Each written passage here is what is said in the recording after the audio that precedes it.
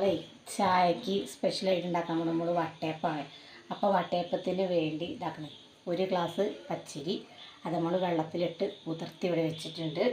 അതിലേക്ക് കുറച്ച് ചോറ് വേണം, 1 മുറി തേങ്ങ, പഞ്ചസാര,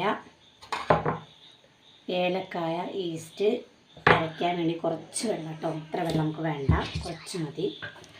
അപ്പോൾ നമുക്ക് ഈ ജാറിൽ നമ്മളെ അരി കുതിർത്തി വെച്ച പച്ചരി നമുക്ക് അങ്ങനെ ഇട്ട് കൊടുക്കാം കേട്ടോ.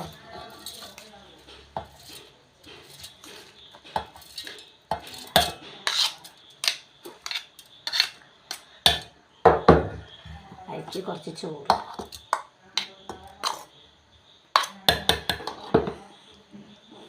പഞ്ചസാര 3 സ്പൂൺ പഞ്ചസാരയാണ്, കുറച്ച് പഞ്ചസാര,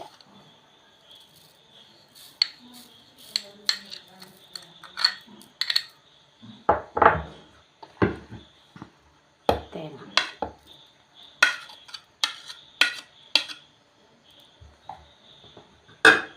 നമ്മുടെ ഏലക്കായ, ഈസ്റ്റ്,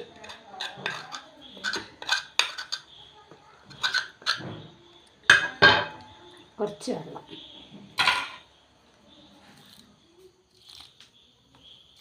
മതി വെള്ളം കൂടി പോയാൽ ഒന്ന് കരക്കിടാം.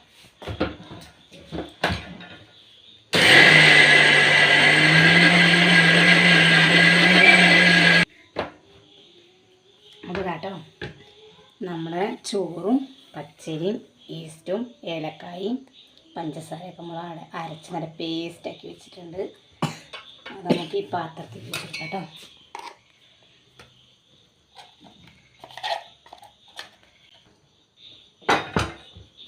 അപ്പോൾ ബാക്കിയുള്ളതും കൂടി നമുക്ക് അതേപോലെ അരയ്ക്കാം കേട്ടോ.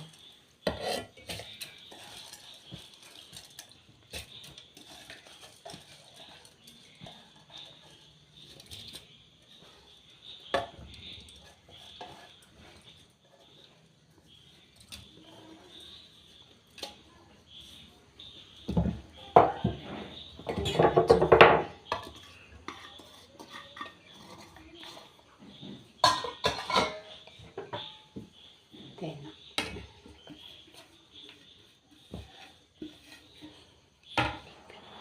പഞ്ചസാര,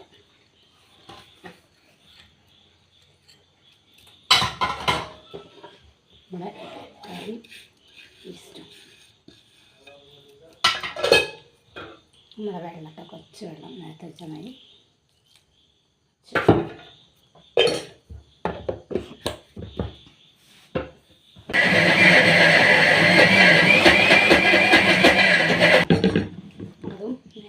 മരിനെ നമ്മൾ അരച്ച് വെച്ചു.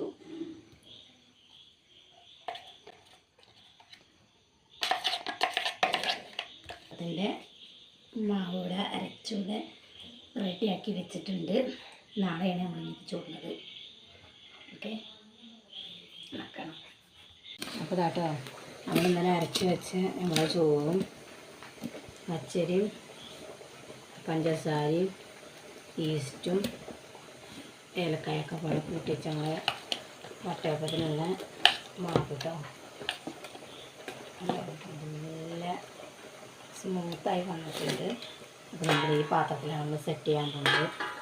നമ്മൾ വെള്ളം ഇവിടെ തിളച്ചു. അപ്പോൾ നമുക്കിത് കുറച്ച് എണ്ണ തേച്ച് കൊടുക്കാം കേട്ടോ.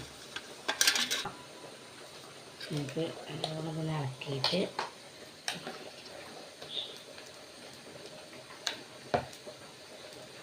നമുക്ക് ഇതിലേക്ക് ഒഴിച്ചെടുക്കാം.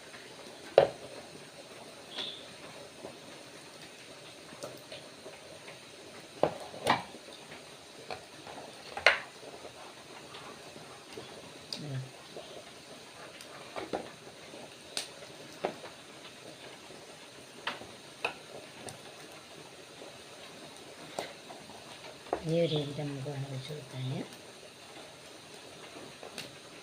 അത് നമ്മളെ പാകത്ത് സെറ്റ് ചെയ്ത് നമുക്കത് വെച്ചിടും. അടിച്ച് വയ്ക്കാം, അടിച്ച് വെച്ച് കേട്ടോ.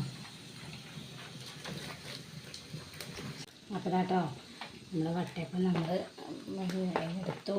തുറക്കാൻ വേണ്ടി നമുക്ക് സെറ്റ് ചെയ്യാം. തണുത്ത് വരട്ടെ. ഇതില്ലേ തണുക്കട്ടെ. അപ്പം നമുക്ക് ഇഷ്ടമുള്ള രീതിയിൽ നമുക്ക് കട്ട് ചെയ്തെടുക്കാം കേട്ടോ.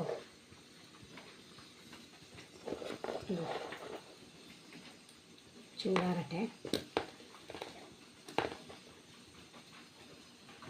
ചൂടാറിയ വട്ടപ്പം ഞാൻ കട്ട് ചെയ്ത് മാറ്റി. ഞാൻ ഈ ഒരു രീതിയിലാണ് ഞാൻ കട്ട് ചെയ്തിട്ടുള്ളത്. അപ്പോൾ നല്ല സോഫ്റ്റാണ്, തിന്നാൻ നല്ല രസമാണ്. നല്ല ചൂട് ചായൻ്റെ കൂടെ പിന്നെ നല്ല രസമാണ്, കുട്ടികൾക്കൊക്കെ ഇഷ്ടമാവും.